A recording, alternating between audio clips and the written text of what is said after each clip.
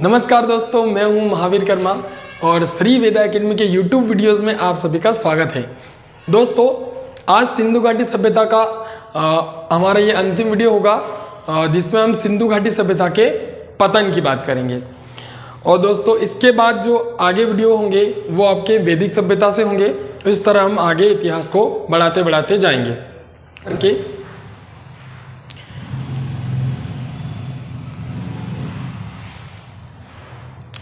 दोस्तों, अगर आपने हमारे पुराने वीडियो नहीं देखे हों तो आई बटन पर जाकर के आप वो वीडियो देख सकते हो।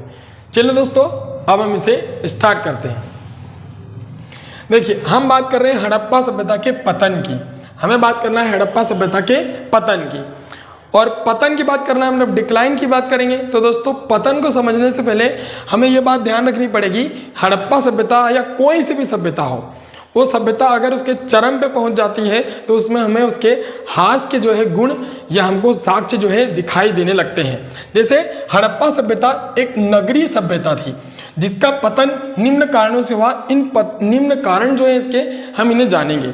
जैसे बात करें, हड़प्पा सभ्यता जो है दोस्तों 18वीं शताब्दी से ही हड़प्पा सभ्यता के हमको पतन के धीरे धीरे साक्ष्य जो है मिलने पता चले थे कि हड़प्पा सभ्यता 18वीं ईसा पूर्व से ही पतन की ओर बढ़ने लग गई थी।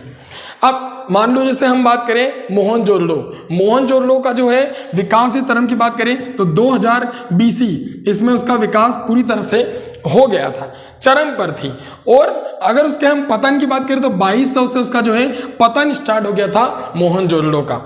और मोहनजोदड़ो के हम एक बात ये भी जानते हैं दोस्तों कि मोहनजोदड़ो के जो हमने साक्ष्य प्राप्त किए या हमें जो साक्ष्य मिले हैं तो उनमें हमको मोहनजोदड़ो की युवावस्था में ही उसके बुढ़ापे के साक्ष्य में हमको प्राप्त हुए हैं।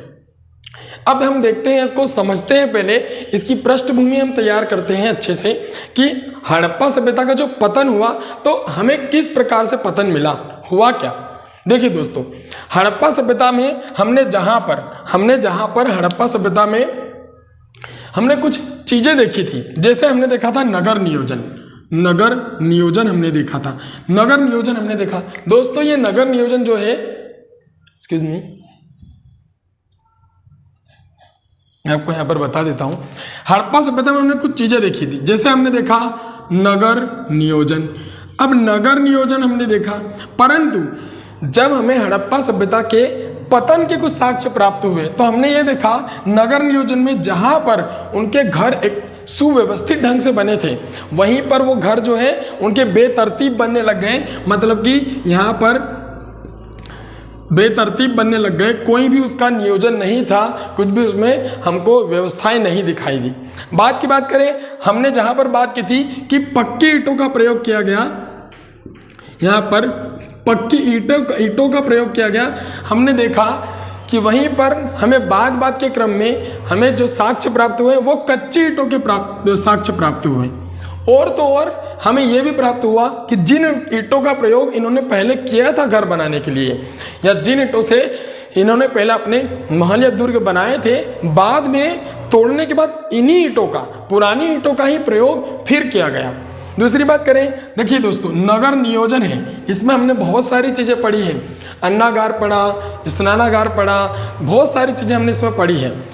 नालियों की व्यवस्थाएं, जल निकासी की प्रणाली बहुत ही सुव्यवस्थित थी। परंतु पतन के साक्ष्य के समय हमने जो भी चीज़ें देखी, मतलब 18वीं ईसा पूर्व के बाद से हमें जो भी चीज़ें मिली है वो इसके पतन की ओर हमें इशारा करती है। यहाँ पर बात करें, जहाँ पर आंगन होता था।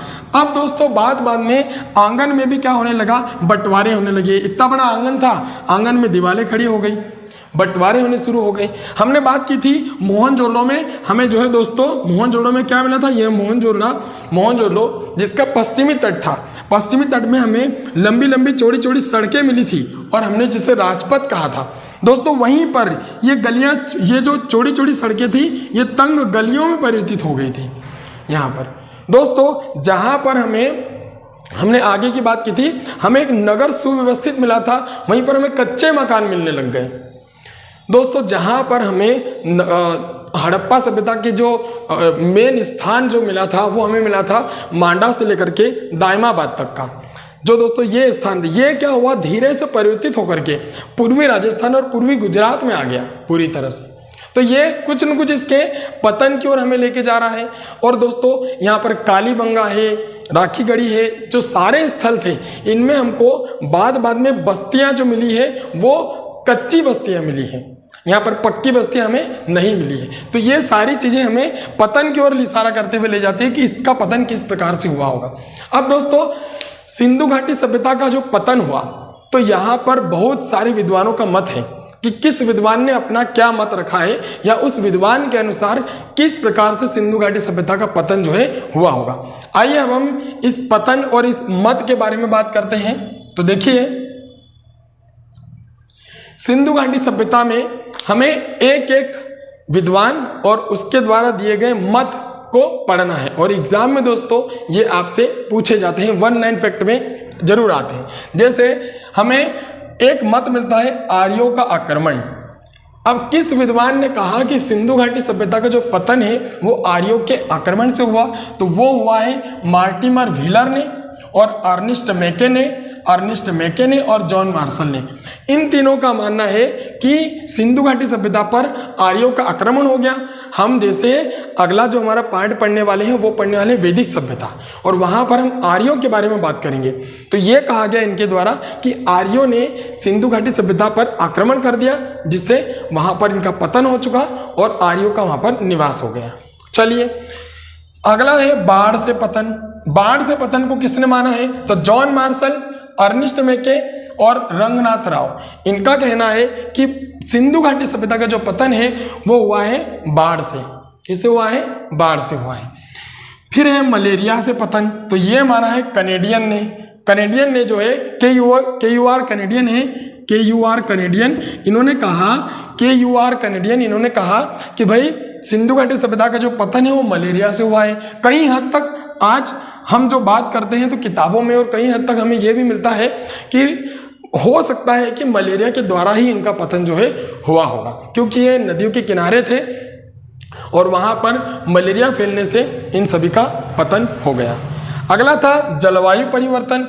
अब किनका मानना है, अमलानंद घोष का। इन्होंने कहा कि जलवायु में परिवर्तन हुआ परिवर्तन कारण सिंधु घाटी सभ्यता का पूरी तरह से पतन हो गया।